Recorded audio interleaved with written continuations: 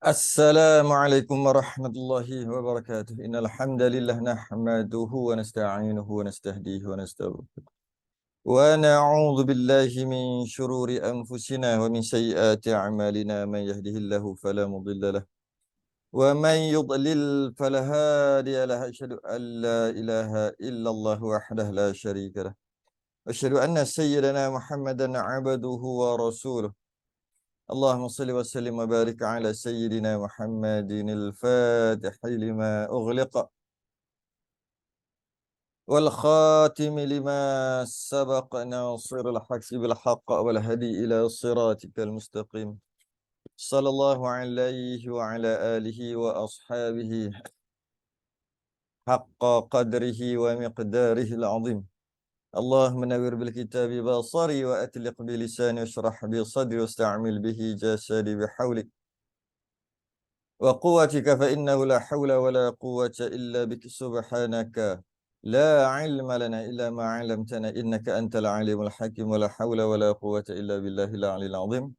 أما بعد. Sambung kitab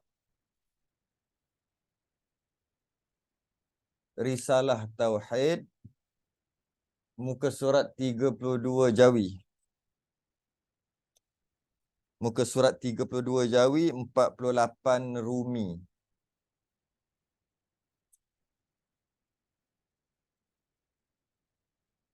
Tiga puluh dua Jawi, 48 Rumi.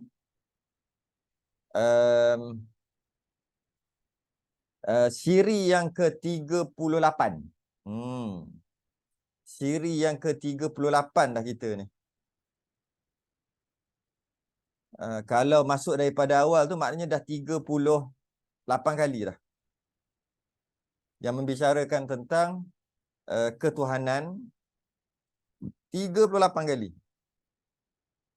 InsyaAllah kalau hadir semua ke-38 ni, boleh faham, boleh kenal Tuhan paling kurang pun sekadar lepas fardu ain. Masuk kita perbahasan sifat yang mustahil. Ya. Alhamdulillah, ya, alhamdulillah. Yang ke-38. 38 ni dia memerlukan 38 kali ni dia memerlukan istiqamah yang tinggi tau. Dia memerlukan daya tahan yang tinggi. Daya tahan tu sangat tinggi. Kalau nak sempurna 38. Tak habis lagi, banyak lagi, separuh tak sampai. Tapi 38 kali tu kalau nak istiqamah dia memerlukan daya tahan yang sangat tinggi. Daya tahan lawan. Lawan apa? Lawan nafsu, lawan syaitan. Kalau tidak tak boleh 38. Tak akan mungkin habis 38. Silap 15 je kot. Celek mata, pejam celek dah 38 kali dah membicarakan tentang ketuhanan kitab Risalah Tauhid. Masuk kita perbahasan berkaitan dengan sifat yang mustahil bagi Allah Ta'ala pada sifat yang ke-6. Sifat yang mustahil yang ke-6. Ya, lawan bagi wahdaniyah yang nombor 6 tu. Muka surat 48, Rumi, Jawi, muka surat 32. Qala al-mu'allif rahimahullahu ta'ala wa nafa'ana wa iyyakum bi'ulumihi fid darain. Amin ya rabbal alamin. Sifat yang mustahil bagi Allah yang ke-6 adalah alla yakuna wahidan. Artinya bahawa tiada ia Allah itu esa. Maknanya bukan esa, maknanya 2, 3, 4. Seperti mari kita syarah pula. Seperti berbilang Tuhan pada zat. Kalau katalah apa Allah tu wahdaniyah esa. Mustahil ada 2, 3, 4. Mustahil berbilang. Kerana Allah esa. Esa tu tunggal. Dan dia nak syarahkan tunggal-tunggal tadi tu, iaitu ataupun mustahil. berbilang, mustahil tak esa, mustahil tidak tunggal, sama. Mustahil bukan satu, sekali itu semua tu. Macam mana kata? Seperti dia bagi contoh, berbilang Tuhan pada zat. Apa maksud berbilang Tuhan pada zat? Berbilang, bukan satu lah, pada diri itu, pada zat. Umpama bersusun daripada beberapa anasir. Dia bagi tu. Umpama bersusun beberapa anasir. Umpama bersusun beberapa anasir. Beberapa anasir itu apa? Apa maksud umpama bersusun beberapa anasir? Maksudnya, yang kita kata ahad-ahad itulah. Dan kita dah bahas sebelum ni. Wahdaniyah adalah gabungan daripada wahid dan ahad. Gabungan daripada wahid dan ahad, maka jadilah wahdaniyah. Jadi apa maksud ahad? Ahad tak sama dengan wahid. Tapi Melayu dua-dua lah. Maksud satu ataupun esa ataupun tunggal. Tapi ahad, ahad tu, iaitu kita menafikan zat Allah Ta'ala ni bersusun, berbilang dari beberapa bahagian ataupun juzuk. Dalam kitab kita kata anasir. Senang nak faham, kita ingat cerita Bilal bin Rabah kena tindih batu besar atas dada dia. Dia tak kata wahid, dia kata ahad.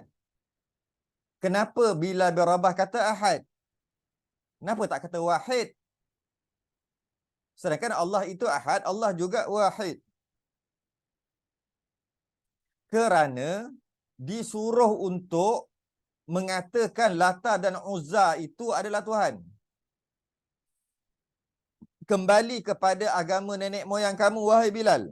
Kalau tidak, kena seksa. Maka Bilal tadi dia kata ahad. Ahad. Ahad. Bukan Tuhan yang satu ahad tu, bukan. Bukan Tuhan yang esa ahad tu, bukan maksud dia. Ahad tu adalah lawan daripada berhala Lata dan Uzza tadi. Iaitu Lata dan Uzza ada kepala, ada tangan, ada kaki, ada badan. Itu namanya berjuzuk. Berjuzuk-juzuk. Beberapa anasir. Ada mata, ada hidung. Maka sebagai menafikan berhala itu adalah Tuhan, maka Bilal bin Rabah kata ahad. Itu satu. Yang kita kata kul huwallahu ahad. Apakah dimasukkan dengan ahad? Katakanlah Allah itu ahad. Apa maksud ahad? Ahad tu maksudnya ada pada ayat seterusnya. Iaitu lam yalid wa lam yulad. Tidak beranak dan tidak diperanakkan. Maksudnya tidak berjuzuk. Tidak berjuzuk-juzuk. Jadi, itu maksudnya umpama bersusun daripada beberapa anasir. Mustahil. Kan kita sifat yang mustahil bagi Allah, lawan daripada wahdaniyah, esa, lawannya an la yakuna wahidan, bahawasanya tiada esa ia Allah, mustahil. Mustahil. Apa maksud tiada esa dia? Memang Allah tu satu, tapi berjuzuk-juzuk, beranasir-anasir. Ada darah, ada tulang, ada kepala, itulah berjuzuk-juzuk. Maka tak esa lah begitu. Walaupun ada satu. Walaupun kita tetap dia ni mengaku Allah ada satu. Tapi satu Allah dia tu berjuzuk-juzuk, beranasir-anasir. Maka sebenarnya dia katakan Allah tidak esa. Jadi bukan esa tu bermaksud satu aja. Bukan. Maksud esa tu juga bermaksud satu-satu tu tidak berjuzuk-juzuk, tidak berbahagian-bahagian. Tu maksud tidak bersusun. Itu maksud esa, satu. Banyak lagi maksud esa, itu satu. Jadi kalau kata bahawa Allah itu tiada esa, bukan dia kata Allah itu dua. Dia kata Allah itu berjuzuk-juzuk, ada mata, ada tangan, ada kaki. Maka itu sebenarnya sifat yang mustahil. Mustahil Allah macam tu. Atau ada zat yang lain menyamai seperti zatnya. Ini barulah yang kita nafikan. Tak ada satu lagi yang macam Allah. Yang ini semua orang tak ada masalah. Bila kata Allah itu satu, Allah itu tunggal, tak ada dua. Dalam kepala kita tak ada yang satu lagi macam Allah. Ini semua tak ada masalah. Yang masalahnya, yang bila kata Allah itu esa, walaupun Allah itu dia kata tunggal, tapi berjuzuk-juzuk, itu nama tak esa juga. Kat situ yang orang jarang faham. Tapi kalau dalam masalah ni orang faham. Iaitu, Allah itu esa, Allah itu wahid. Istilah dia panggil wahid. Wahid tu satu. Wahid maksud Allah itu tunggal, tak ada satu lagi macam Allah tu. Ahad maksud Allah itu tunggal juga, dan tunggalnya Allah itu tidak berjuzuk-juzuk, tidak berkepala, bertangan, berkaki, berdarah, bertulang, berurat, tidak. Itu maksud ahad. Jadi ahad dengan esa, ahad dengan wahid gabung jadi wahdaniyah. Tu jadi wahdaniyah tu. Jadi dia kata kat sini lain, tak ada yang lain yang sama macam Allah satu lagi, tak ada. Sebab Allah itu tunggal. Dan Allah itu tunggal, dan tunggalnya Allah pun tak sama dengan makhluk berjuzuk-juzuk. Nampak dia dua kali dia tolak kat situ. Okey. Dan seterusnya, yang kita kata wa ilahukum ilahu wahid. Wahid tu dengan kul huwallahu ahad. Ahad dengan wahid dua perkara yang berbeza, tapi Melayu kata esa, satu, tunggal juga. Sedangkan dia mempunyai ciri yang berbeza. Ya. Yang ketiga pula, dan tiada esa. Dia kata Allah itu tiada esa, tiada tunggal pada sifat. Tadi pada zat, ni pada sifat pula. Umpama dua kudrah. Allah ada dua kudrah. Allah itu tunggal dan Allah juga kuasa, tapi Allah ada dua kuasa, dua kudrah. Itu juga tidak mengesakan Allah. Walaupun dia kata Allah je, cuma Allah ada dua. Allah ada dua kudrah. Kenapa bila kata Allah ada dua kudrah? Bermakna Allah ada dua sifat kudrah, bermakna Allah itu tidak esa. Kenapa? Kenapa mustahil? Kerana sifat Allah adalah sifat yang sempurna. Sifat kamal, sifat sempurna. Kalaulah kudrah Allah ada dua, kalau kudrah Allah ada dua, maknanya tak cukup satu. Kena tampung dengan satu lagi. Dua baru kuasa.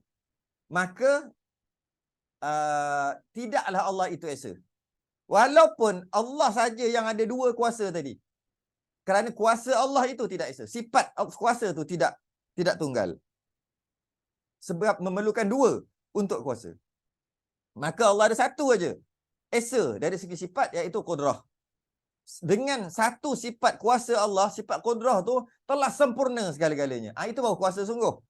Itu baru kuasa sungguh. Memadai dengan satu sifat saja. Jadi kita menafikan bahawasanya Allah itu ada 2, 3, 4 kudrah. Ada satu aja kerana memadai. Tunggal pada zat, sifat dan perbuatan. Ya, tengah bahas yang tu lah ni. Satu. Zat dalam parah, sifat tengah bahas. Jadi walaupun kita kata Allah sendiri, Allah je yang ada kudrah itu, sifat kudrah. Cuma Allah ada dua sifat kudrah yang tak ada pada yang lain. Maka hebatlah Allah. Ini nama tidak mengesakan Allah pada sifat. Sebab ada dua. Satu tak cukup. Satu tak cukup lah sebab tu ada dua. Maknanya tidak mengesakan Allah pada sifat. Satu lagi, ayat ni mudah untuk kita faham. Iaitu, atau ada sifat yang lain menyamai seperti sifat Tuhan. Ayat ni kita tak ada masalah. Kita kata Allah ada sifat kudrah, maha kuasa. Dan tak ada maha kuasa tu dekat yang lain. Tak ada kepada yang lain. Itu memang kita tak ada masalah untuk kita faham. Memang kita duk faham gitu. Bila kata Allah maha kuasa, tak ada yang macam kuasa Allah satu lagi orang lain. Ataupun kuasa yang lain. Tak ada. Hanya Allah saja. Satu. Tu. Habis dia panggil, kita dah bahas sebenarnya dalam masalah wahdaniyah panjang lebar Pak ni. Kita ulang sikit-sikit gitu je. Dan tiada esa pada perbuatan. Seperti tak ada esa pada perbuatan. Macam mana pula dari segi af'alnya, dari segi perbuatannya? Tak esa. Macam mana? Seperti ada perbuatan yang lain menyamai seperti perbuatan Tuhan. Memberi bekas pada mengadakan dan mentiadakan. Dia kata ada Tuhan lain. Ada dua perkara kat sini. Yang pertama, ada kuasa lain yang boleh buat. Ada kuasa lain yang boleh buat. Maka kalau kata ni siapa buat ni? Ni bukan Allah buat. Maka ada kuasa lain. Maka kalau macam tu, sepatutnya kita kena menafikan ada perkara yang terjadi, ada makhluk yang bukan Allah buat. Kita nafikan itu. Semua Allah yang buat. Kita nafikan. Tiba-tiba dia kata ada juga perkara yang berlaku ni bukan Allah buat. Maka itulah. Sedangkan mustahil. Mustahil pada af'al, pada perbuatan, iaitu ada yang terjadi bukan Allah buat. Kita menafikan tu. Dengan maksud, semualah Allah buat. Semua Allah buat. Ataupun kita mensyirikkan Allah. Iaitu meletakkan, jika begini mensyirikkan Allah, iaitu meletakkan Allah buat tapi bersama-sama dengan makhluk. Makhluk dia buat perbuatan dia, tapi Allah pun buat juga. Allah buat separuh, makhluk buat separuh. Maka itu juga namanya mensyirikkan. Janganlah kita tergolong dalam golongan yang syirik. Contohnya, apa maksudnya tunggal ataupun esa pada perbuatan, pada af'al? Api membakar. Yang bagi bakar Allah. Tapi api pun bakar juga. Itu nama syirik. Mensyirikkan Allah. Sedangkan kita menafikan ada perbuatan macam Allah. Perbuatan yang memberi bekas. Yang macam Allah. Kita menafikan. Sepatutnya. Tapi tiba-tiba dia kata, ya, api itu membakar. Tapi dengan izin Allah. Allah pun buat. Tapi api itu bakar juga. Bila api Allah telah memberi kuasa kepada api, maka api itu bakarlah. Allah bagi kuasa dekat api je. Itu nama syirik. Iaitu, dia mengatakan, api itu bakar dengan kuasa api lah. Tapi kuasa api itu Allah yang bagi. Itu pun sama juga lah. Dengan maksud, api itu memberi bekas. Jadi jika begitu, maka dia tidak menafikan yang nombor 6 ni. Sedangkan kita kena menafikan nombor 6, iaitu menafikan ada yang apa yang terjadi, apa saja, dia memberi bekas. Yang lain yang buat. Kita menafikan itu. Makanan tak bagi kenyang. Allah yang bagi kenyang. Sepatutnya gitu. Langsung makanan tak memberi kenyang. Allah yang memberi kenyang. Cuba lalu ikut makan. Tapi Allah yang bagi kenyang. Makanan langsung tidak. Bukan Allah bagi kuasa kat makanan, kita makan, maka makanan yang mengenyangkan kita. Macam mana makanan boleh kenyangkan kita? Allah bagi kuasa dekat makanan. Syirik nama dia. Tak boleh. Yang memberikan kenyang Allah. Makan makanan. Habis kenapa makan kenyang? Sebab Allah bagi kenyang. Bukan sebab makan. Bukan sebab makan. Macam itulah juga. Ni kita dah bahas sebelum ni dah. Ni siri yang ke-38. Dah bahas dah semua yang saya sebut tadi tu. Air tak ada kuasa membasahkan. Allah yang membasahkan. Mana kita menafikan. Air itu membasahkan. Kita menafikan. Air membasahkan dan Allah juga basahkan juga. Kita menafikan juga. Hanya Allah je memberi bekas. Hanya Allah je. Kelihatan seolah-olah macam makhluk bagi bekas. Seolah-olah penampar. Aduh, sakit. Maka tangan tu yang memberi bekas dekat muka. Kelihatan seperti itu. Hakikatnya Allah yang bagi bekas. Allah yang bagi sakit. Bukan tangan. Tu. Kena pegang gitu. Jika kita kata tangan yang bagi sakit, maka kita tidak menunggalkan, mengesakan perbuatan Allah. Sebab ada yang lain yang memberi bekas juga. Yang memberi bekas macam Allah. Yang biasa, contoh yang biasa dia akan cerita kat bawah ni. Kita cerita awal-awal lah. Nanti lagi kita baca je. Iaitu cincin. Cincin ada kat tangan. Apabila kita bergerakkan tangan, cincin tu siapa gerak? Jika kita kata cincin tu tangan yang menggerak, tapi Allah yang gerakkan kita. Allah yang gerakkan kita. Kita gerakkan tangan. Maka cincin tu bergerak dengan sendiri. Atau cincin tu bergerak kerana tangan yang bergerak. Bukan kerana Allah gerakkan. Itulah tidak mengesakan Allah pada perbuatan. Atau bahasa lain boleh kata mensyirikkan Allah jugalah. Malah i'tiqad tu i'tiqad kufur. Kafir siapa kata gitu. Dia pakai cincin dia gerak. Siapa gerakkan tangan aku? Allah yang gerakkan. Siapa gerakkan cincin yang aku pakai ni? Tangan yang gerakkan. Tapi tangan gerakkan cincin, tangan gerakkan cincin. Macam mana tangan boleh gerakkan cincin? Sebab Allah yang gerakkan tangan. Akhir sekali pergi ke Allah juga. Tak boleh kufur, i'tiqad kufur. Kenapa? Kita mengatakan ada selain daripada Allah yang memberi bekas, iaitu tangan. Walaupun tangan tu dapat bekas, dapat kuasa daripada Allah sekalipun. Tu maksud esa sungguh apa yang terjadi baik dan buruk semua adalah perbuatan Allah. Semua adalah perbuatan Allah, dan kita dah bahas dalam bab wahdaniyah. Kita dah bahas dalam bab wahdaniyah. Semua yang berlaku baik dan buruk. Ada troli, ada barang dalam troli. Kita tolak troli.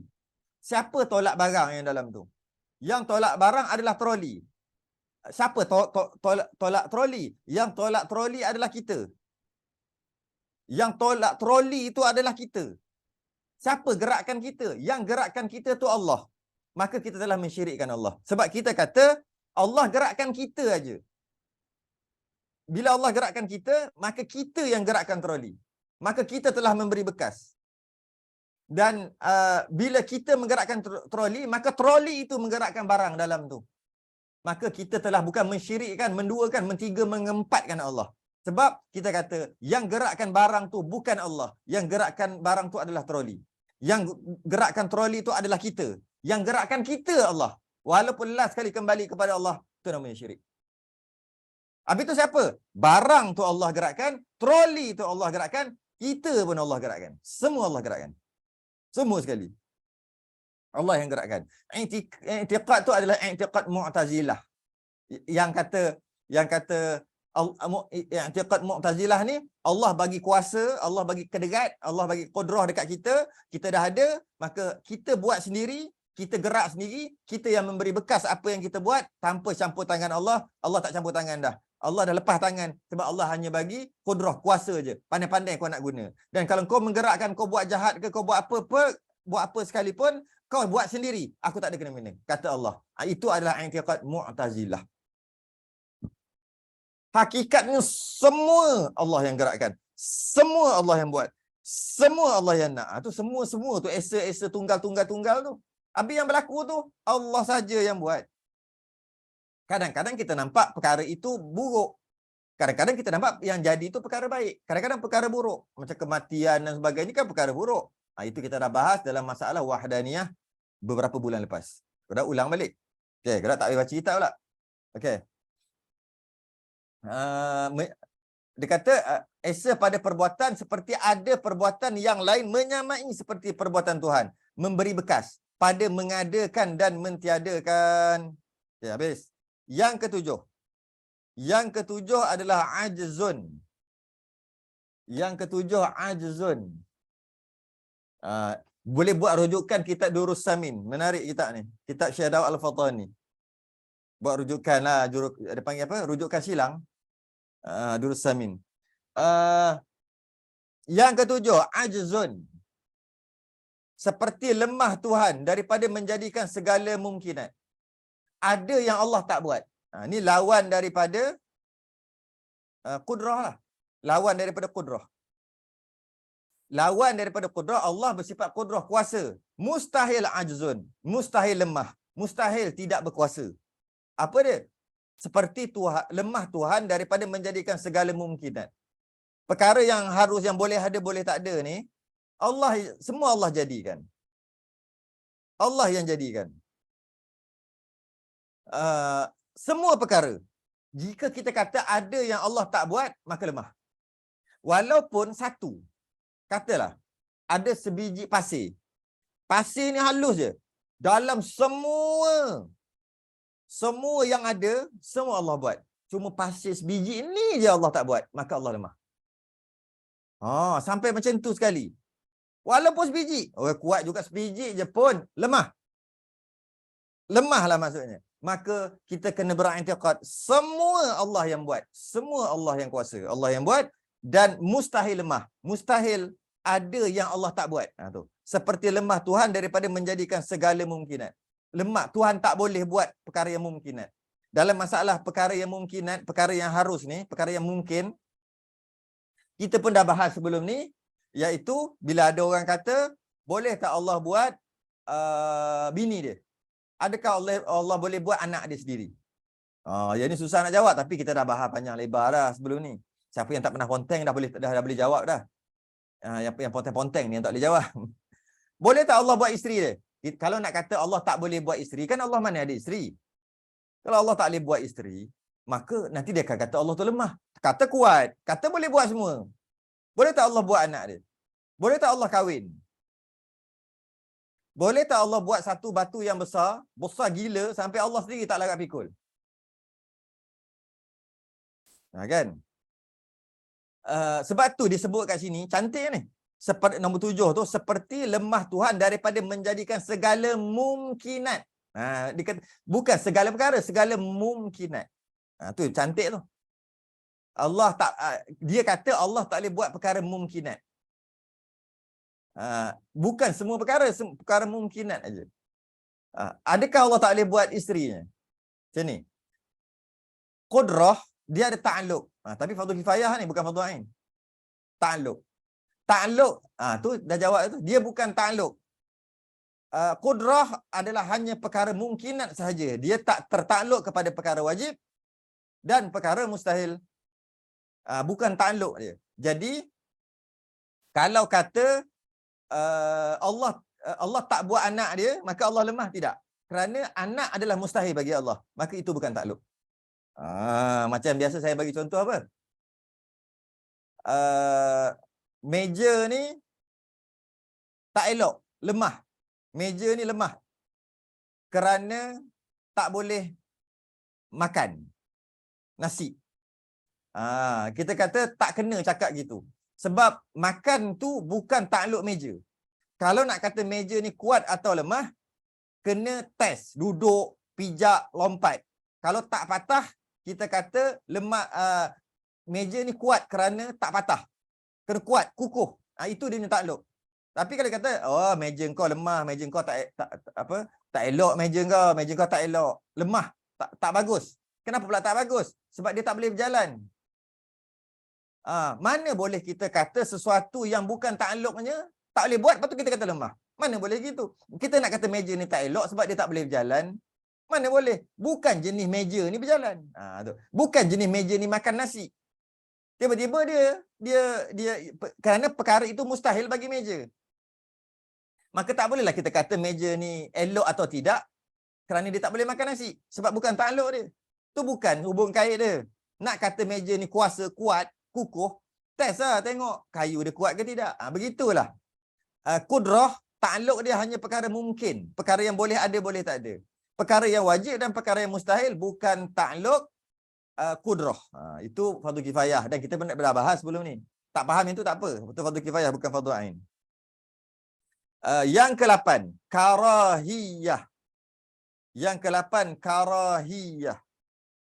Lawan kepada iradah. Allah bersifat iradah. Allah sifat iradah menentukan, saya suka guna nak. Nak, Allah berkehendak. Lawan dia adalah karahiyah. Karahiyah ni tergagah ataupun kena paksa. Tergagah tu. Kena paksa lah, tergagahi. Umpama menjadikan alam dengan tidak kehendak. Allah, tu mustahil. Mustahil Allah jadikan apa-apa, tapi bukan sebab Allah nak jadikan. Terjadi sendiri. Macam tu kan? Tersilap jadi. Tidak. Mustahil. Atau dengan lupa. Allah terlupa. Asalnya tak nak buat alam, tapi entah macam mana terbuat. Lupa pula. Ingat tak nak buat. Tak mungkin jadi gitu. Mustahil. Atau serta lalai. Nanti kita akan bincang bab ni. Atau mengadakan dengan ilah atau tabiat. Semua ni mustahil. Dengan maksud tergagah. Mari kita tengok. Satu persatu. Adapun makna lupa. Allah buat alam ni dengan lupa. Apa maksud dia? Iaitu pada mulanya ada pengetahuan. Mulanya ada ilmu. Kemudian masa menjadikan tiada pengetahuan. Tu maksud lupa. Mustahil. Mustahil. Allah menjadikan alam ni dengan lupa. Atau lupalah. Kalau lupa tu tergagah lah.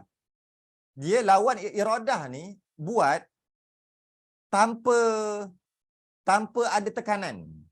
Buat memang nak buat. Tu maksud iradah. Allah bersifat iradah, maka Allah bersifat berkehendak. Naknya Allah tu, kehendaknya Allah itu, buatnya Allah, naknya Allah itu, tentukan Allah nak tentukan apa-apa, tentu sungguh. Bukan tak sengaja ke, tidak. Tidak. Memang nak tentu. Memang nak. Okey. Jadi, bukan sebab terlupa ke? Tidak. Tidak. Jadi, ada pun makna lupa iaitu mula-mula ada pengetahuan. Kemudian masa menjadikan tiada pengetahuan. Tidak begitu. Allah dah tahu dah nak buat gini-gini. Tapi masa jadi tu terlupa pula. Tak. Tu maksud tu. Dan makna lalai. Lalai am. Makna lalai secara am. Maksud makna lalai adalah secara umum. Secara umum. Sama ada pada mulanya ada pengetahuan atau tiada. Kalau dia saja nak apa? Nak takrifkan apa maksud lalai, apa maksud lupa. Sebab lalai ni macam dengan lupa macam sama je kan, lalai kan. Lain dia kata. Dia kata kalau lupa mula-mula ada ilmu. Mula-mula ada pengetahuan. Lepas tu ketika nak buat tu hilanglah pengetahuan. Itu namanya lupa. Nak buat mula ada, betul, Allah aku lupa. Sebab dia bila sebut lupa, sebelum tu dia tahulah. Kalau dia tak tahu, tak boleh kata lupa. Kenapa tak jawab soalan periksa ni? Lupa. Lupa apa? Tak mengaji. Bila mengaji bukan lupa, namanya tak tahu. Dia cuma nak takrifkan lupa tu apa. Lupa adalah sebelum tu tahu, kemudian tak tahu. Tak tahu. Itu namanya lupa. Okay, dia beritahu. Lalai pula, dia kata, umum lagi, am. Sama ada pada mulanya ada pengetahuan atau tiada. Jadi, lupa ni kita boleh kata lalai juga. Sebab kalau disebut lalai, gini, dulu dia tahu. Tiba-tiba sekarang ni, dia nak buat sesuatu, dia tak tahu. Dah terlupa. Okay. Dia nama lalai juga. Ataupun dulu dia memang tak tahu. Kemudian bila dia nak buat sesuatu, tak tahu juga. Dah memang dia tak tahu. Dia panggil lalai juga. Tu kata. Lalai umum. Maknanya setiap yang lupa mesti lalai. Tapi yang lalai tak semestinya lupa. Boleh? Istilah kaedah dia panggil umum khusus mutlak. Tu kaedah lah. Tu fardu kifayah. Jadi lalai ni maksud sebelum tu dia tahu. Lepas tu ketika nak buat jadi tak tahu. Itu namanya lalai. Ataupun kita panggil lupa. Boleh juga. Tapi lalai. Ataupun sebelum tu memang tak tahu. Ketika nak buat pun tak tahu juga. Itu lalai juga. Tapi kalau lupa satu je. Iaitu sebelum tu tahu. Ketika nak buat tak tahu dah. Itu namanya lupa. Tu nak bagi terang tu aja. Maka lupa itu khas. Kerana tertentu ada pengetahuan dahulunya.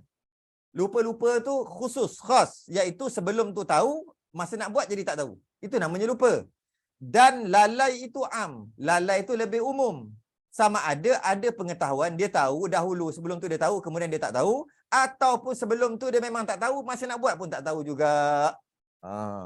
Dia detailkan tentang bahasa aja. Umum khusus mutlak. Dan makna menjadi dengan illah. Maka Allah tidak begitu. Tu yang nak bagi tahu. Last sekali Allah tak begitu. Mustahil Allah begitu. Begitu tu bagaimana? Mula-mula Allah tahu. Ketika nak jadikan, tiba-tiba lupa pula. Tak, Allah mustahil begitu. Ataupun dulu memang Allah tak tahu. Bila nak buat pun tak tahu juga. Mustahil Allah macam tu. Tu nak ceritanya. Sebab cerita tentang mustahil. Dan makna menjadi dengan illah itu, dengan illah, dengan kaitan, dengan kait. Itu iaitu dikatakan wujud Allah Ta'ala itu melazimkan wujud kainat. Kainat ni kita lah, makhluk. Dia kata, bila Allah ada, automatik makhluk ada. Dia automatik. Bahasa sekarang, melazimkan ni bahasa sekarang automatik. Mesti. Wajib. Lazim. Sama tu. Mesti. Ataupun automatik. Senang faham automatik. Auto. Jadi, dia kata, mustahil Allah menjadikan dengan illah. Mustahil Allah menjadikan, mustahil bila kata karahiyah maksudnya tergagah, iaitu Allah berkehendak, Allah bertentu, Allah tentukan dengan illah, Allah tentukan dengan kerana. Allah tentukan dengan kerana. Yang mana kita dah bahas dah, berkaitan dengan kerana, supaya, kan? Apa maksud dia? Kita dah bahas dah sebelum ni. Dalam masalah iradah. Mustahil. Kerana dia kata, iaitu dikatakan wujud Allah Ta'ala itu melazimkan wujud kainat. Bila ada Allah, automatik ada makhluk. Kalau tidak, macam mana Allah tu nak kuasa kalau tak ada makhluk? Kalau ada makhluk, barulah Allah tu kuasa. Kalau makhluk tak ada, macam mana Allah nak kuasa? Dia kata gitu. Kan Allah tu berkehendak. Kalau tak ada apa-apa, Allah je ada, macam mana nak kata Allah tu berkehendak? Maka automatik bila ada Allah, automatik ada makhluk. Menandakan Allah tu berkehendak. Dia corner ke situ. Macam mana nak kata Allah Maha melihat kalau semua tak ada? Allah nak tengok apa? Dia kata gitu. Jadi bila ada Allah, automatik ada makhluk. Barulah namanya Allah melihat. Ni geng-geng sesat ni. Geng-geng apa ajaran sesat. Memang ada kata gitu. Allah Maha mendengar. Kalau Allah saja ada, yang lain semua tak ada, makhluk semua tak ada, Allah tak cipta semua, macam mana nak kata Allah mendengar? Nak dengar apa? Jadi bila ada Allah, automatik kena ada makhluk. Barulah maknanya Allah mendengar. Ada corner ke situ. Sedangkan i'tiqad kita, sama ada makhluk atau tak ada makhluk, Allah kekal. Memang Allah Maha berkuasa. Allah Maha mendengar. Allah Maha melihat. Walaupun tak ada makhluk. Sebab tak ada kaitan dua tu. Okay? Jadi dia kata kat sini, melazimkan. Jadi ada wujud Allah Ta'ala, automatik wujud kainat. Ada Allah, automatiklah ada makhluk. Kalau tidak macam mana nak kata Allah kuasa, Allah mendengar, melihat, semua kata tadi. Seperti lazim ma'lul dengan illah. Okey, sama lah. Seperti adanya, ini automatik ada satu lagi. Umpama gerak tangan, illah gerak cincin. Ni yang cerita-cerita ni. Gerak tangan, illah gerak cincin. Maksudnya, samalah juga. Siapa yang cipta gerakan tu? Gerakan, siapa yang menggerakkan tangan? Allah yang gerakkan tangan. Siapa yang menggerakkan cincin? Yang menggerakkan cincin adalah tangan. Dia kata gitu. Kalaulah tangan tak bergerak, macam mana cincin nak bergerak? Tapi cincin tu bergerak dengan geraknya tangan, bukan Allah gerakkan. Sama je sebenarnya bab tu. Ya. Dan makna menjadi dengan tabiat seperti api, tabiatnya menghanguskan. Macam mana kita nak kata api itu menghanguskan kalau tak ada perkara yang boleh dihanguskan. Jadi bila ada api, mestilah ada perkara yang boleh dihanguskan, baru boleh kita kata api itu menghanguskan. Itu tabiat dia. Mustahil Allah begitu. Nak kita mustahil Allah gitu. Ada Allah, mesti ada makhluk. Sebab kalau ada kata api membakar, macam mana boleh kita kata api membakar? Kalau api sahaja ada, adakah api itu membakar? Kalau api saja ada, macam mana nak bakar? Dia mesti ada yang boleh dibakar, barulah boleh kita kata api itu membakar. Maka adanya api, automatik, tabiatnya mesti ada yang lain untuk dibakar. Automatik. Tidak begitu. Allah Ta'ala tidak begitu. Tu. Kita Allah Ta'ala tidak begitu. Ini agak berat sikit je. Adapun jalan lupa dan lalai menafikan iradah. Kalaulah Allah buat dengan lupa atau lalai dengan takrif tadi, menafikan iradah. Bermakna Allah tak ada iradah. Ataupun iradah Allah tidak sempurna. Kalau Allah buat dengan lupa atau dengan lalai, sebab tu mustahil. Ialah keduanya melazimkan ternafi ilmu, yang membawa kepada lazim ternafi iradah. Automatik lah. Lazim ni automatik. Macam mana? Bila Allah buat secara tak sengaja, bila buat tak sengaja tu buat tanpa ilmu lah, buat tak sengaja. Sebab tu dia kata itu, kalaulah buat tak sengaja, terbuat. Mana masa buat tu tanpa ilmu. Dan bila buat tanpa ilmu, maka ternafi iradah. Maknanya tak ada iradah lah, tak ada kehendak. Sebab tu kena nafikan. Allah buat ni bukan dia terjadi dengan Big Bang, yang mana letupan itu terjadi secara semula jadi.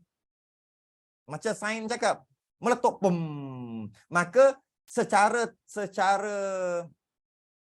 tak sengaja terjadilah alam yang punyalah cantik ni. Dengan Big Bang tu. Kalau kita nak terima juga Big Bang tu punya teori, kita kata gini, Allah yang meletupkan Big Bang tu, dan Allah yang mencipta bumi. Kalau nak pakai sangat, bukannya macam barat, dia mengatakan asalnya satu bintang dia meletup. Berlaku satu letupan yang besar namanya Big Bang, maka terhasillah macam-macam. Cakrawala ni terhasillah macam-macam. Dan antara yang terhasil adalah Bima Sakti, antara terhasil adalah kita punya cakrawala. Dan antara yang terhasil adalah bumi. Dia terjadi kerana Big Bang tadi, letupan tadi. Terjadi dengan tak sengaja. Kita tak boleh faham itu. Kalau kita nak pakai teori itu sangat pun, boleh.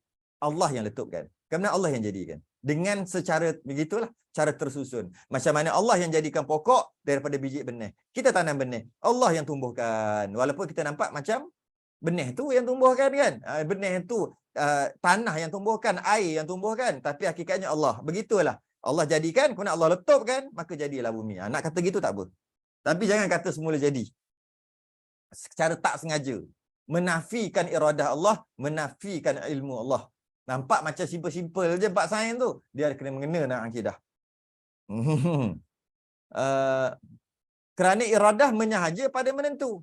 Iradah-iradah ni memang Allah nak tentu, Allah nak buat, Allah nak tu memang nak dengan sengaja, bukan dengan tak sengaja dia kata. Maka menafikan iradah kalau terbuat apa-apalah, bukan bumi lah, apa-apa yang berlaku lah. Ya.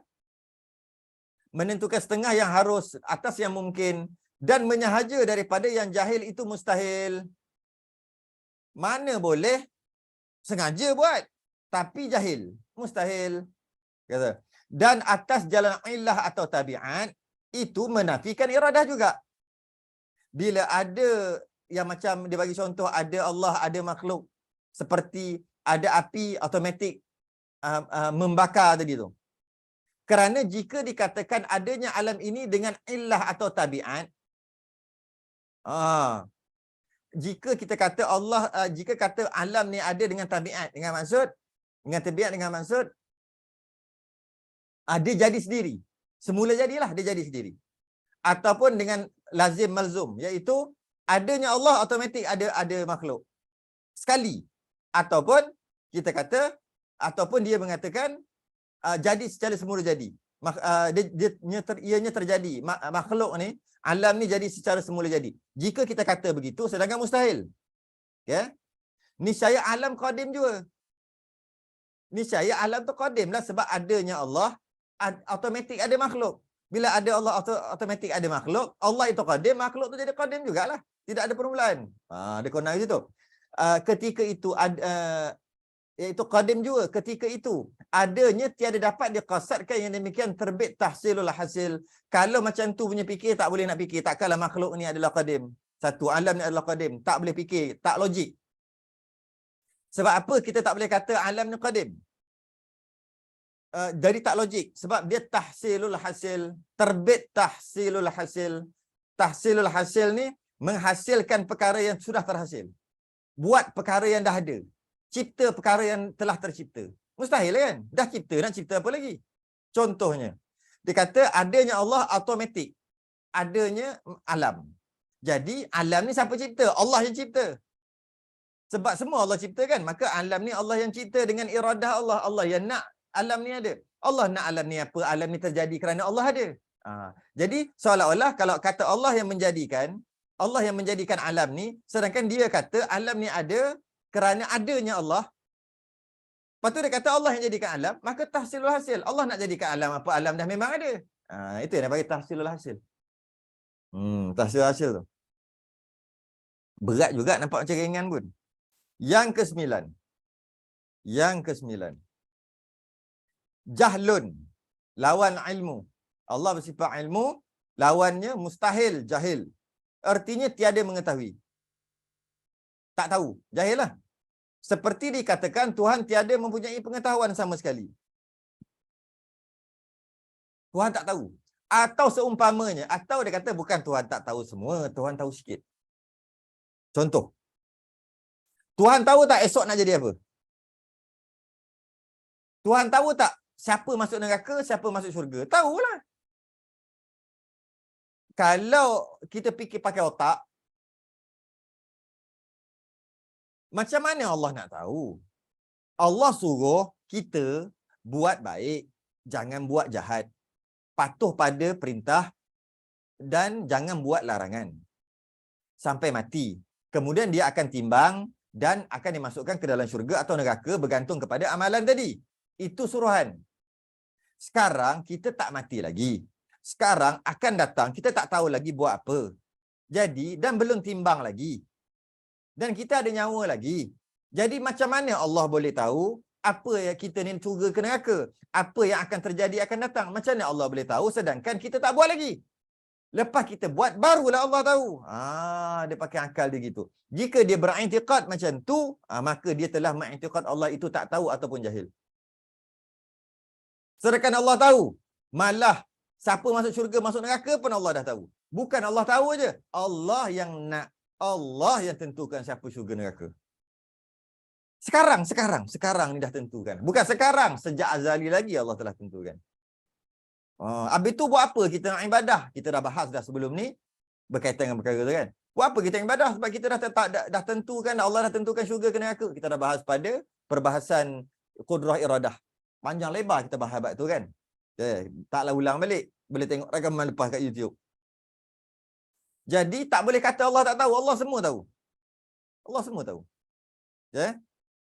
Dan tahu tu tahu sungguh. Inkisyaf, tahu sungguh. Iaitu syak, mustahil syak. 50-50. Mustahil Allah gitu. Zan, kuat sangka. Mustahil Allah gitu. Dan waham. Macam was-was. Mustahil. Pada barang yang diketahui daripada yang wajib, yang mustahil dan yang harus. Yang wajib diri Allah sendiri lah. Allah tahu tentang dirinya sendiri. Itu wajib. Yang mustahil, Allah tahu tentang yang mustahil bagi Allah. Mustahil akal.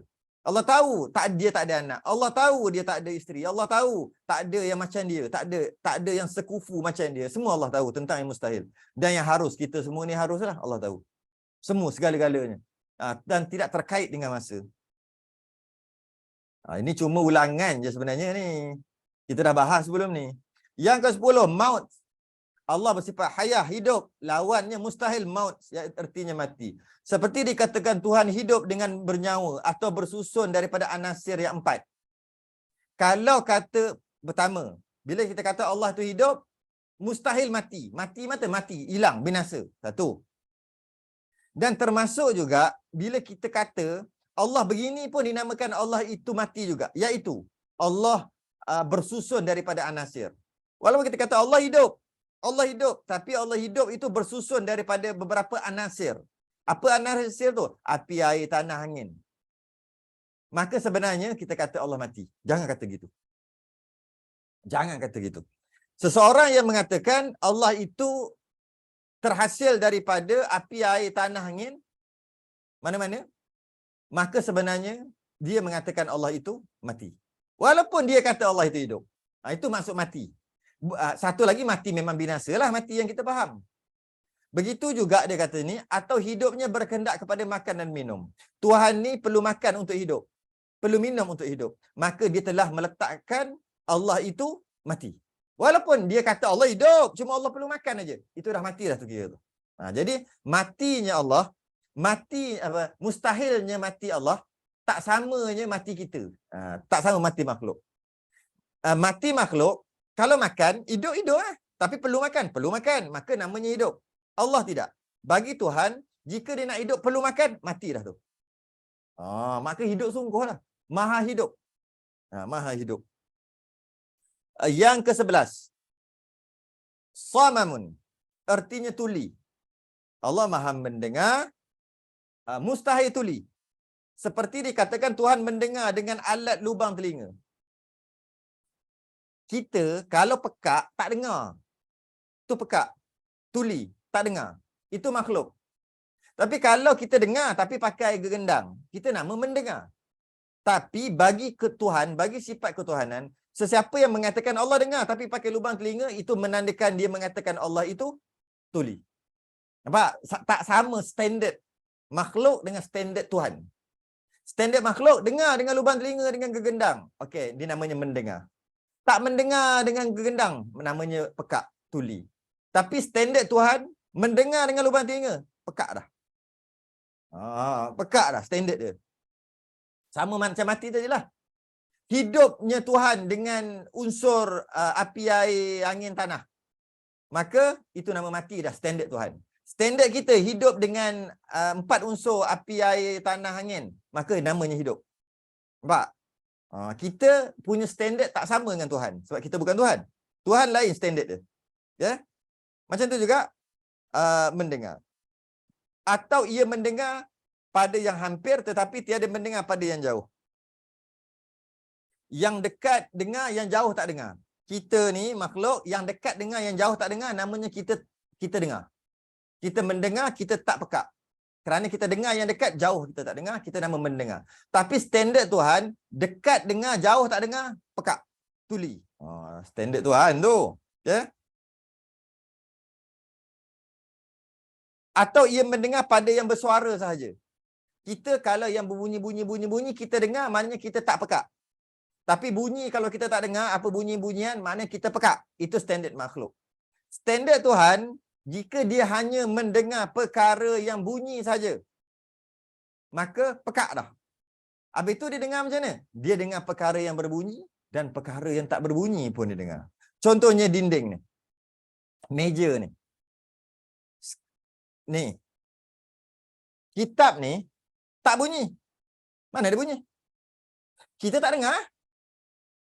Radio berbunyi. Kita dengar radio. Tapi kitab mana bunyi? Kita tak dengar. Maka kita kata kita ni mendengar tak pekak kerana kita boleh mendengar suara. Tapi kitab ni mana bunyi sebab tu tak dengar. Maka kita mendengar. Allah tidak. Standard Tuhan, dia mendengar yang berbunyi dan dia mendengar juga yang tak berbunyi. Kitab ni dia dengar. Nak dengar macam mana? Dengar. Kita dah bahas dalam masalah sama' dan basar. Mendengar dan melihat. Maka Allah mendengar setiap yang ada. Janji ianya ada, Allah dengar. Allah dengar kita cakap dan Allah dengar kita. Badan ni Allah dengar.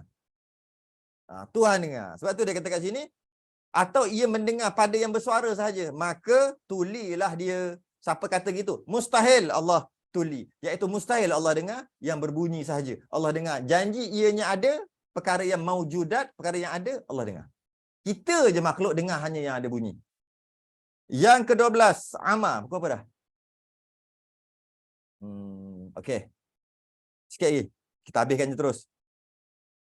Yang ke-12, Amar. Ertinya buta. Seperti dikatakan Tuhan melihat dengan biji mata. Standard manusia, melihat dengan biji mata, celik. Tak buta. Standard Tuhan, jika melihat dengan biji mata, itu namanya buta. Atau tiada melihat ketika gelap. Standard kita, gelap tak nampak, terang nampak, celik nama, tak buta. Standard Tuhan, kalau gelap tak nampak, cerah baru nampak, buta. Atau tertentu melihat pada yang hampir jua. Dekat nampak, kalau jauh tak nampak. Standard manusia tu namanya celik, tak buta. Standard Tuhan, kalau dekat nampak, jauh tak nampak, buta. Macam tu juga.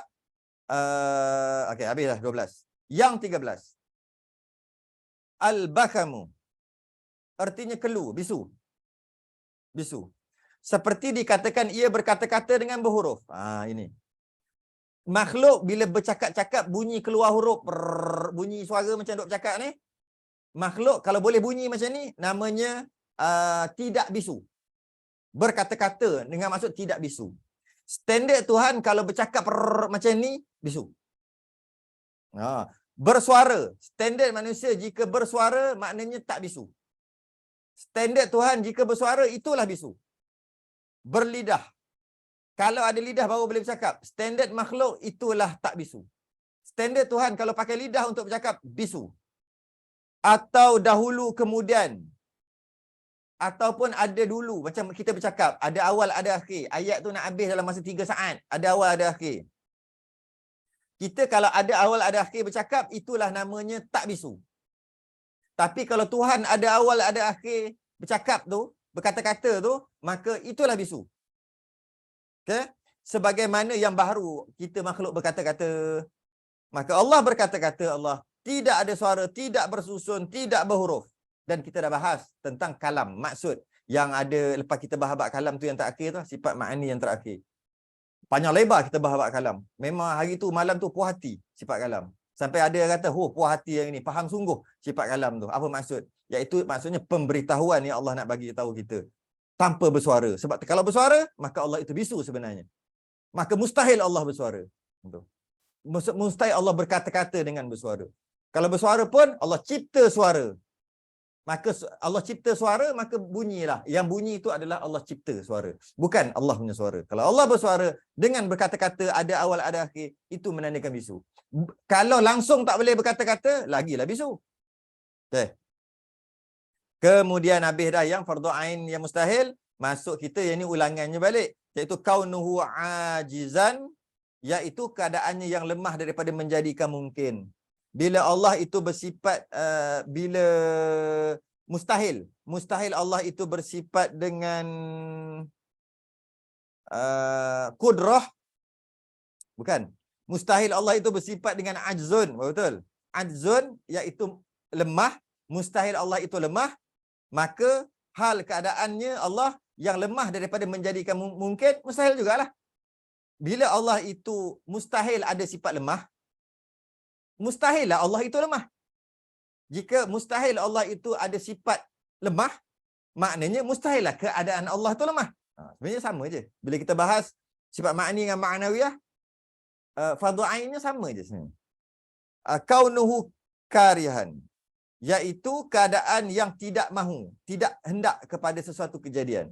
Bila mustahil Allah itu karahiyah, tergagah, kena paksa, maka mustahillah keadaan Allah itu duk kena paksa. Kaunuhu jahilan, keadaan yang tidak keadaannya yang tidak mengetahui. Jika mustahil Allah itu jahil, maka mustahil jugalah Allah itu keadaannya tidak mengetahui. Kaunuhu mayyitan, keadaannya yang mati. Jika mustahil Allah itu keadaan mati, mustahil Allah ada sifat mati, maut, maka mustahillah keadaan Allah tu mati. Kaunuhu asaman, kaunuhu asama, asama, keadaannya yang tuli. Kalaulah mustahil Allah itu tuli, mustahil jugalah keadaan Allah itu yang tuli. Ya? Kaunuhu a'ma, artinya keadaan yang buta. Kalau mustahil Allah ada sifat buta, mustahil Allah ada sifat buta, maka mustahillah keadaan Allah itu buta, tak nampak. Mustahillah. Kaunuhu abkam, keadaannya yang kelu, bisu. Mustahil Allah itu ada sifat bisu, maka mustahillah keadaan Allah itu bisu. Sebab tu pada Imam Abul Hasan Asy'ari, dia sekadar 13 aja. Tak ada kaunuhu ni. Kerana kaunuhu ni dah bahas dalam sifat ma'ani, dah ada dalam 13 tu. Dah, bukan 20 lagi. Habis. Kita baca agak laju juga sebab kita dah bahas sebelum ni dalam masalah sifat ma'ani. Sifat yang harus. Lepas ni kita akan bahas perkara yang sama pula. Lagi, ulang lagi pada muka surat 70, 77, 70. Cerita balik dalil-dalil Allah tu qudrah, ta'alluq, cerita balik. Padahal dah cerita dah. Dia ulang balik gitu. Ulang balik dalil-dalil kalam, sifat kalam sebagainya. Ulang balik. Dia akan ulang. Dia memang 3 kali ulang kitab kita. Pertama cerita tentang sifat yang wajib. Kemudian cerita tentang yang mustahil, ulang lagi. Ulanglah sebab yang wajib lawannya mustahil. Kemudian cerita tentang dalil-dalil, ulang lagi. 3 kali ulang kita. Baik. Berhenti kita dekat sifat yang harus pada Allah Ta'ala. Saya dah sebut sebelum ni, sebenarnya setengah ulama' tak bagi macam kita duk cakap ni. Kita menceritakan tentang Allah itu mustahil lemah, mustahil buta, sebab tak beradab. Jadi kita tak boleh ulang banyak-banyak kali sangat. Tak beradab yang kita baca kitab sebelum ni kan, minggu lepas kan. Bahawasanya setengah ulama' dia kata mustahil sebaliknya. Sekadar gitu dia kata. Dia tak mengatakan Allah itu mustahil buta, mustahil pekak. Tak kata gitu. Kerana tidak beradab sebenarnya. Tapi nak kena faham sungguh. Maka sebut tu agak-agak lah gitu. Tadi saya rasa pun agak mungkin dah terlebih-lebih sebut dah tadi. Patutnya sikit-sikit aja sebut tentang yang tak ada pada Allah tu. Kerana tidak beradab, macam kita baca lepas, iaitu seolah-olah kalau raja tu kita kata, ampun tuanku, raja yang tidak pekak, yang tidak bisu, raja tidak bodoh. Memang raja tak bodoh. Tapi kita nak kata apa? Ampun tuanku, raja yang pandai. Tak perlulah cakap tidak bodoh. Tapi tidak bodoh tu pandai lah. Jangan cakap sebab tak ada adab dengan raja. Tapi memang raja tu tak bodoh, dia pandai. Kena cakap pandai je. Jangan cakap tak bodoh. Kenapa? Tidak beradab. Macam tu lah. Raja bukan kera. Jangan cakap gitu. Raja seorang manusia yang baik. Kena kata gitu. Tak boleh kata, wahai raja yang bukan kera, bukan babi, bukan anjing. Bukan. Dia tak beradab. Dengan Tuhan pun tak boleh kata. Macam yang kita duk bincang ni. Arak-arak lepas ni tu je yang kita bincang lah. Tak bincang banyak lagi. Sebab sebagai ulama' tak gemar cerita yang tak ada pada Allah. Kenapa nak cerita tak ada pada Allah? Tapi kena pegang.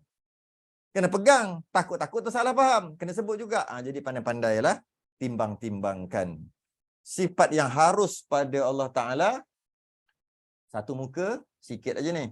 Kerana kita masuk dalil-dalil akli dan naqli. Lepas tu, tersambung terus. Nak baca sifat yang harus bagi Allah ni, tak sempat dah. Dah cukup sejam dah. Dia mana boleh lebih sejam. Dalam bab tauhid tak boleh lebih sejam. Jadi, walaupun senang ni sifat yang harus bagi Allah ni, kita baca nanti dan dalil-dalil terus. Kita baca terus. Dalil-dalil. Dan kita akan ulang balik bab qidam, baqa', mukhalafah, ulang balik. Tapi dari sudut dalil. Tangguh dulu. Kita berhenti muka surat 53. Jawi muka surat 34. Wallahu a'lam.